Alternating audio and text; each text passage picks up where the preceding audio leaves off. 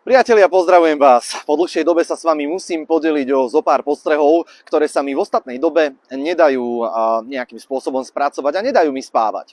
Voľba nasledujúceho slovenského prezidenta je doslova do písmena pred dvermi. Hoci je môjim jasným favoritom jednoznačne Peter Pellegrini, spočiatku som si myslel, že podľa aktuálnych prieskumov by mohol finálny súboj prebiehať medzi dvoma skúsenými, distingovanými mužmi, za ktorých hovorí ich dlhoročná prax. Po posledných informáciách a vyjadreniach však osobu Ivana Korčoka vnímam úplne inak. Pán Korčok sa opakovane znižuje k tomu, že sa detinsky na svojich sociálnych sieťach vyjadruje skôr ako by bol admin nejakej satirickej stránky než budúci kandidát na prezidenta. Prípadne nám ukazuje úryvky zo svojho diplomatického slovníka, ako môžete vidieť v nasledujúcej dokrútke. Dobre, tak mi len dajte signál. Čele, kosa. Kto toto vymyslel vonku?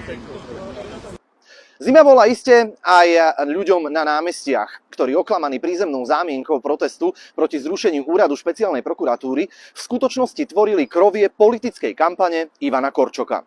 Pán Korčok akoby pri svojej snahe útočiť na Petra Pellegriniho zabudol, kým vlastne on bol celý život.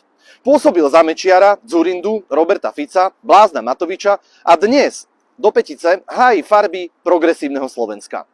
Jedno, čo vám pán Korčok nemožno uprieť, sú naozaj bohaté skúsenosti, a to najmä s tým pomyselným držaním tašky naprieč všetkými vládami a politickými stranami.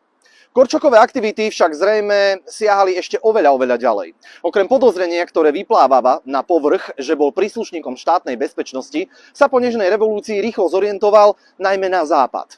Isté menej komerčné médiá uvádzajú, že Korčok bol členom rady istého Rotary klubu.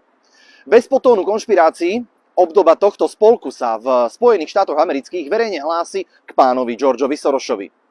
Hoci meno Korčoka dnes medzi členmi nenájdete, jeho priatelia sú v súčasnosti štedrými darcami na jeho účte, ako napríklad úspešný bratislavský zubár dr. Babčan.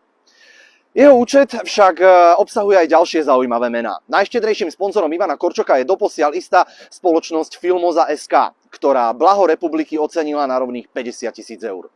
Nezištne, pochopiteľne. Filmoza.sk však nie je náhoda. V jej pozadí je istý pán Pavol Vňuk, označovaný za 88. najbohatšieho človeka na Slovensku a v Českej republike. Tak si to teda, priatelia, zhrňme. Politický fluktulant, ktorý nestrieda len priazeň slovenských strán, no behal dokonca od východu po západ, zneužíva na kampaň ľudí, ktorí o tom ani nemajú vedomosť.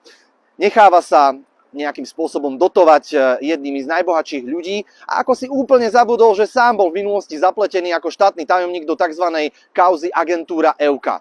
No, pán Korčok má na tie Evky vo všeobecnosti slabosť.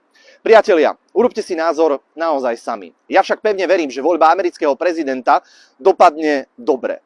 Tam, kde má za veľkou mlákou. My tu na Slovensku potrebujeme prezidenta slovenského, rozvážneho, odborného, prezidenta všetkých slovenských občanov. A tým je v mojich očiach jednoznačne Peter Pellegrini.